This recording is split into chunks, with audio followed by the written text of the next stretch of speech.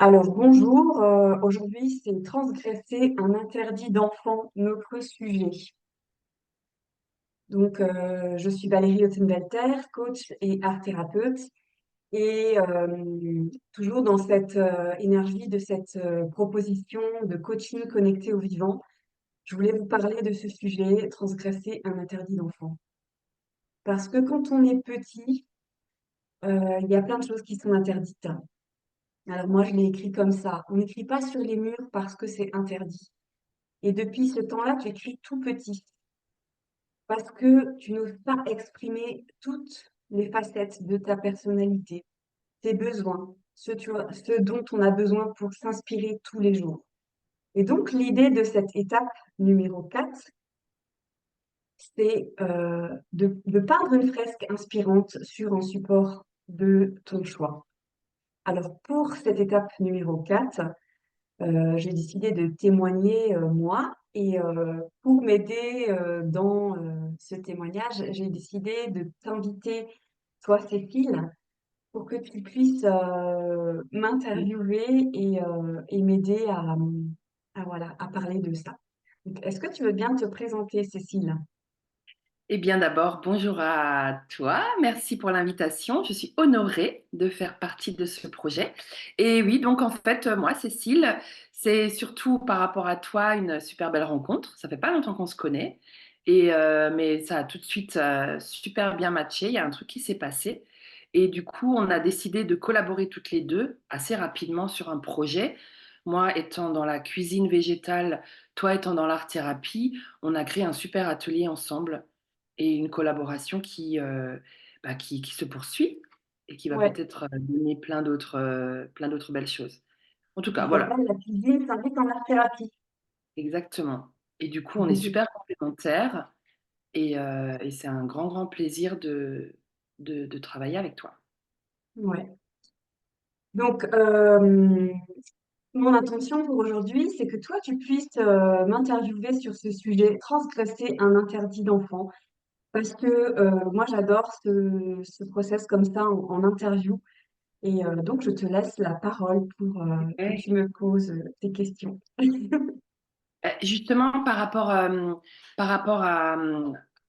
ce que tu proposes dans ton accompagnement, moi, j'étais vraiment curieuse de savoir comment est-ce que tu accompagnais justement tes clientes dans cette étape. Parce que là, finalement, on parle beaucoup de créativité dans cette histoire. Et donc, toi, par rapport à qui tu es, à ta proposition, comment tu les accompagnes? Ouais. Eh ben, déjà, j'ai envie de dire, il faut se rappeler que c'est l'étape numéro 4. Donc, ça veut dire qu'on a déjà cheminé ensemble.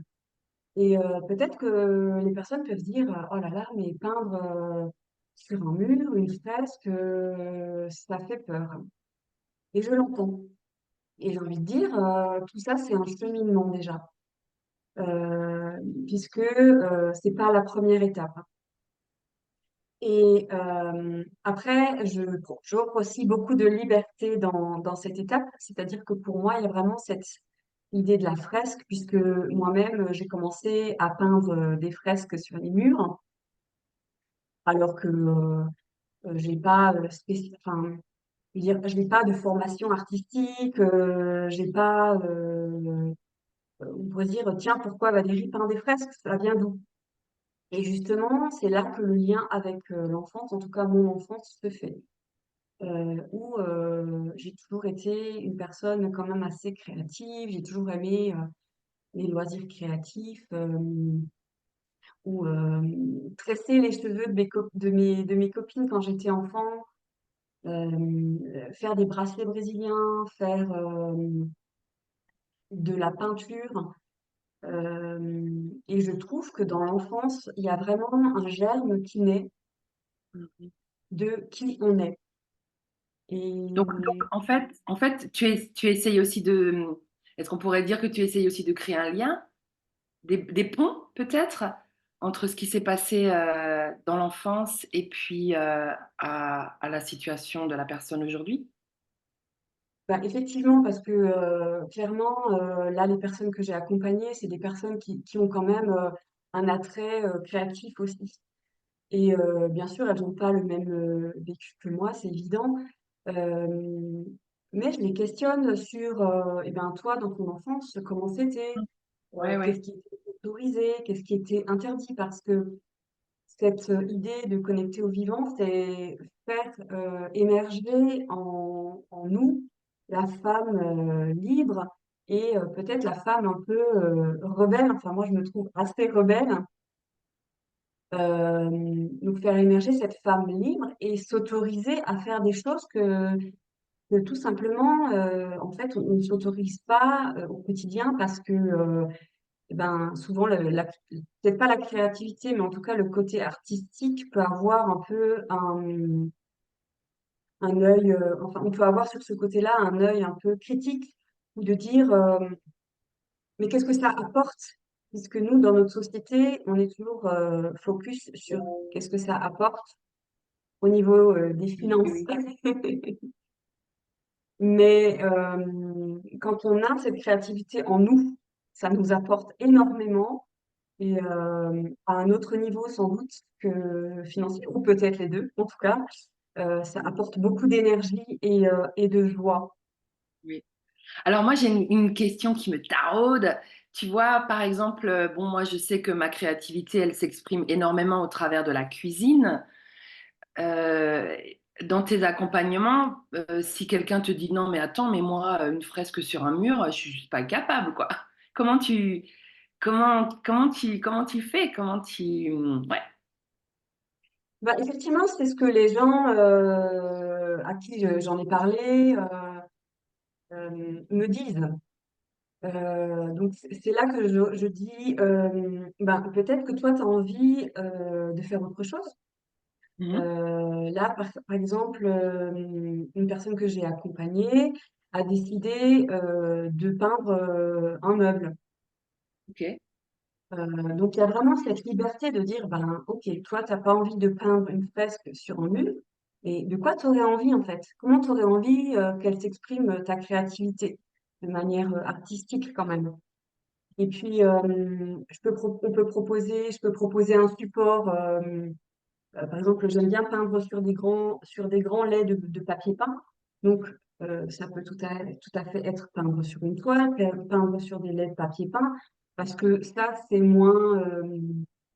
peut-être un peu moins challengeant pour procéder par étapes.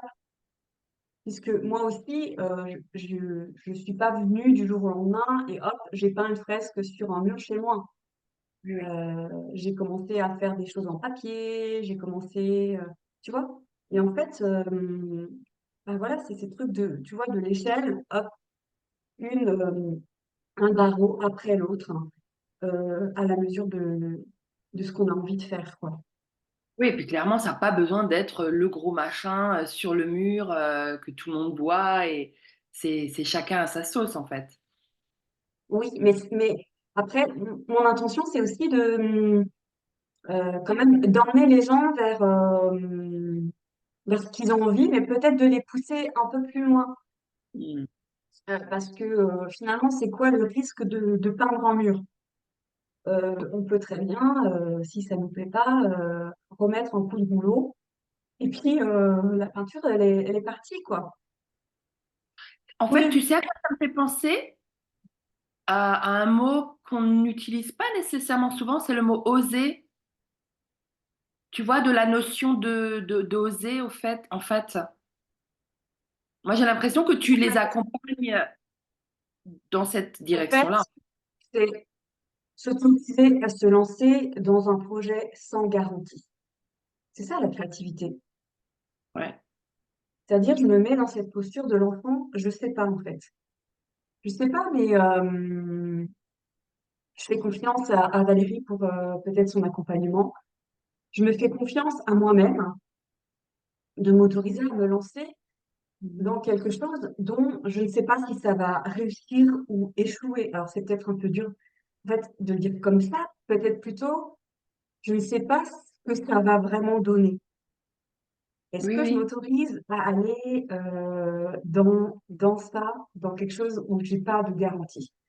Parce que je trouve que la vie, quand on la vit de cette manière-là, quand on fait des projets de cette manière-là, souvent on a des surprises et je trouve que souvent c'est des bonnes surprises. Ah bah clairement, t'es une inviteuse à se surprendre soi-même Oui, et à oui. sortir finalement de son carcan, de sa zone, Et à dans un sortir aussi, environnement super ouais, safe, en fait. oui. Et tu vois, quand tu dis à sortir, moi je me disais, c'est aussi à sortir de ces pensées qui Mhm. ont tendance à me dire, non mais t'es pas capable, mais qu'est-ce que tu vas t'engager dans un truc comme ça? Quand je l'ai fait, moi, cette fresque que j'ai dans mon entrée, donc la première que j'ai fait sur un mur finalement, j'avais mon modèle, mon envie. Et puis je me suis dit, j'ai regardé des vidéos sur YouTube, des tutos pour voir comment faire. Et je tombais sur des trucs qui me semblaient hyper simples par rapport à moi, ce que j'avais décidé de faire. Donc je me suis dit, mais t'es folle en fait, qu'est-ce que tu te lances dans un projet aussi ambitieux? Ouais, ouais. Tu vas pas y arriver, quoi. Et puis à un moment, je me dis, bon, merde. Non, et puis le résultat Euh, est magnifique pour la connaître, cette fresque, elle est juste waouh. oui, et puis ça, c'est mon envie, c'est ce que j'ai envie de faire. Donc je me lance un pas après l'autre, et puis advienne que pourra. Et au final, je suis moi-même surprise du résultat. Donc quand on sort de cet espace des pensées, et qu'on s'autorise à y aller, à se mettre en mouvement, ben c'est là que, il y a des choses qui émergent en fait qu'on n'imaginait même pas. Ouais, Et ouais. c'est ça qui est savoureux en fait. Moi, ça me fait penser à connecter avec quelque chose en nous qui est là et on ne va pas nécessairement chercher à cette source-là. Ouais. Ben, je m'étais noté une phrase que j'avais entendue sur la créativité. La créativité, c'est l'espace entre les pensées. C'est le vide Mhm. entre les pensées. Et je me dis, mais ce vide, enfin, moi, je sais que j'arrive à m'y connecter quand je marche en forêt, quand je fais du vélo, quand je suis en mouvement ou quand je médite. Mhm. Mais voilà, c'est vraiment cet espace euh, un peu de paix, j'ai envie de dire, en soi, où, qui, où il y a peut-être la barrière de la peur, la barrière de toutes les attentes qu'on a envers soi-même. Mais cette barrière, si on l'ouvre, et ben, en tout cas, moi, mon invitation, c'est de l'ouvrir, quoi. Oui, oui, Et, oui. euh, et puis aussi de dire, ben, si, justement, si tu te sens pas suffisamment solide pour l'ouvrir seul, enfin, moi, clairement, c'est ce que je mets en place dans mes accompagnements comme espace de sécurité Mhm. qui permet aux gens d'entrer dans cet endroit. Euh, ouais, et ça, enfin, c'est vraiment. Parfois, j'avais l'impression, me disais, il survient de la magie dans les espaces que je propose. Mhm. L'impression de même pas savoir vraiment ce que je fais. Mais aujourd'hui, je sais ce que je fais, que j'apporte, que je permets en fait aux personnes qui viennent à moi d'entrer dans cet espace. Et je suis pleine de gratitude pour ça. Ah ouais, non, mais ça donne trop envie. Mais ça me fait vraiment penser à ce petit enfant qui est dans la grande cour de récréation et puis qui est là, waouh, où est-ce que je pourrais aller, qu'est-ce que je pourrais faire et tout. Et puis qu'on lui foute la paix, en fait. Enfin, qu'on le laisse explorer, Ouais, qu'on le laisse aller dans tous les recoins et tout. ouais. Ouais. Ou finalement, si là, pour les quelques dernières minutes de notre petite conversation, là, il y aurait encore un truc que tu aurais envie de dire, un truc qui est là, qui reste encore. Mm. Eh ben, ce que je voudrais dire aussi, c'est que la créativité, clairement, c'est aussi une compétence, hein. Euh, Pas seulement artistique, mais au quotidien. C'est-à-dire que la créativité, c'est ce qui te permet, quand tu as une problématique, un challenge à relever, de voir pas seulement une solution et puis de dire, ah non, ça c'est pas bon, ah comment, je vais pas y arriver, je sais pas comment faire, parce que je vois ce chemin-là ou j'en vois peut-être deux et puis ça me convient pas. Donc la créativité, c'est d'ouvrir cet espace des possibles et puis de faire des mélanges avec, alors, j'utilise là la métaphore de la peinture, tu vois, de faire des mélanges avec toutes ces idées et puis peut-être de dire, ah ouais, ça c'est ça en fait moi, ma couleur que j'ai envie de prendre pour cette problématique-là.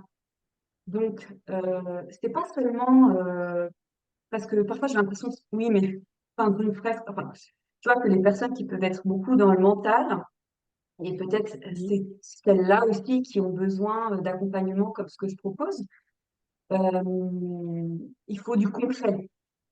Donc, c'est ce que je propose aussi dans mes ateliers d'art-thérapie. Je leur dis, les explorations que vous faites ici, eh ben, c'est des compétences que ensuite vous pouvez emmener dans votre vie pour Ouais. les développer, pour vous autoriser, comme vous vous êtes autorisé ici, à essayer de nouvelles choses. En fait, c'est comme un entraînement, c'est des muscles.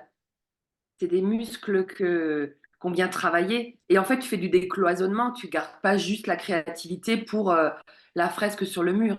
C'est finalement le début du... Ouais, Ça ouvre oui. les portes. Et tu vois la fresque sur le mur ou la chaise que j'ai peinte, etc. C'est aussi, ben, c'est dans mon espace de vie, c'est chez moi. Et je le vois et je me dis, waouh, je suis fière de moi. Ça, c'est moi qui l'ai fait. Moi, je sais, quand je passe devant ma fresque, pas tous les jours, mais certains jours, je fais, ah, tu vois, cette fierté, quoi, de dire, yes, c'est moi qui l'ai fait, c'est beau, ça me Ouais, ouais. plaît. Et c'est aussi un ancrage, du coup, pour les personnes que j'accompagne, de dire, ah oui, parce que il y a toutes ces choses qu'on fait lors du coaching, et puis on progresse, etc.